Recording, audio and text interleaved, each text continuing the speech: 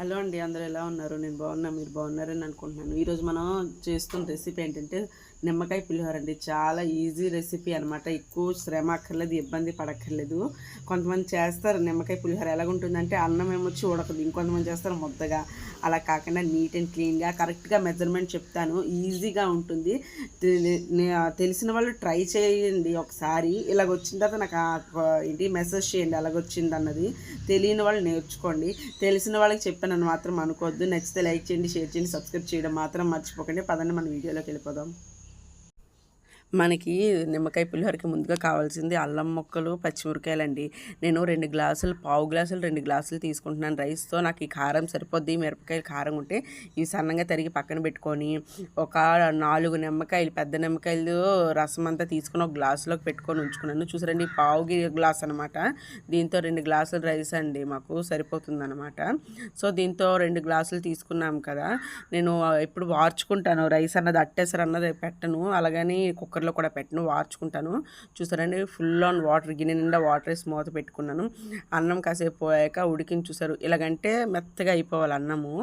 So ఈ ప్రాసెస్లో ఏంటంటే వార్చేసుకోవాలి, పొడి పొడిగా అన్నము కొంచెం పలుకుండగా వార్చుకోవాలి. మనకి ఆ వేడిలో వారిపోతుంది.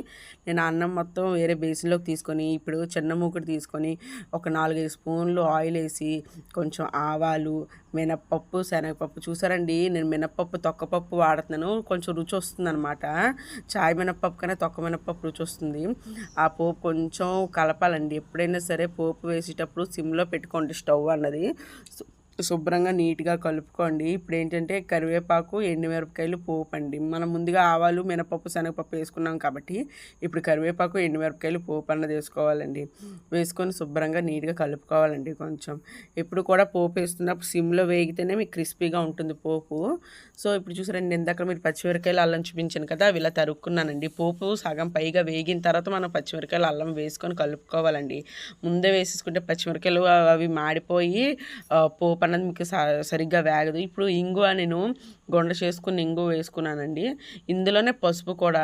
చాలామంది రైస్లో వేసుకున్నా పర్లేదు, కానీ రైస్ స్మెల్ వస్తుంది పసుపు వాసన. పోపులో వేసుకుంటే పసుపు రంగు వస్తుంది కానీ స్మెల్ అన్నది రాదు. సో ఇందులోనే కొంచెం మేము వచ్చి పసుపు వేసుకొని శుభ్రంగా కలిపేసుకోవాలండి. చూడండి, సాల్ట్ అన్నది ఇప్పుడు వేయకండి. సాల్ట్ వేస్తే ఏంటవుతుందంటే చెమ్మగా తడి ముద్ద ముద్ద అయిపోతుంది. పోపు బాగా వేగిన తర్వాత ఈ చల్లారిన అన్నంలో వేసి శుభ్రంగా గరిటె పెట్టుకొని, మనకి హస్తం పెట్టుకోండి, అట్లకాడి కానీ గరిటె కానీ ఇలాంటివి పెడితే అన్నం ముద్ద అయిపోద్ది. హస్తం అనుకోండి, మనకి విశాలంగా ఉంటుంది కాబట్టి కలుపుకోవడానికి బాగుంటుంది. చూడండి, విడివిడిగా కలుపుకోవాలి పులిహోర. ఇలా పైకి కిందకి మొత్తం కలిపి నేను మీకు వీడియో చూపిస్తాను. మొత్తం ఇలా పైనుంచి కింద దాకా తీసుకుంటూ పులిహోర అన్నది నీట్గా కలుపుకోవాలండి. ఎప్పుడు కూడా అన్నం విడివిడిలాడుతూ ఉండాలి అని అంటే మనం లైట్గా కలుపుకోవాలి. మొత్తం కలిసిన తర్వాత ఈ నిమ్మకాయ పులుపు ఏదైతే ఉందో అది మొత్తం 4 నిమ్మకాయల పులుపు మొత్తం వేసేస్తానండి. నాకు ఈ నీరు మొత్తం కరెక్ట్గా సరిపోతుంది. మనకి పులుపు బట్టి తర్వాత అడ్జస్ట్ చేసుకుని కలుపుకోవచ్చు, వేసుకోవచ్చు. లాస్ట్ని సాల్ట్ యాడ్ చేయాలండి. చూసారండి, నాకు ఈ సాల్ట్ అయితే సరిపోతుంది. నేను ఇక్కడ చిన్న బిట్టి కట్ అయిపోయింది, నేను చూసుకోలేదు. ఈ సాల్ట్ అయితే వేసి కలిపాను ఆల్రెడీ.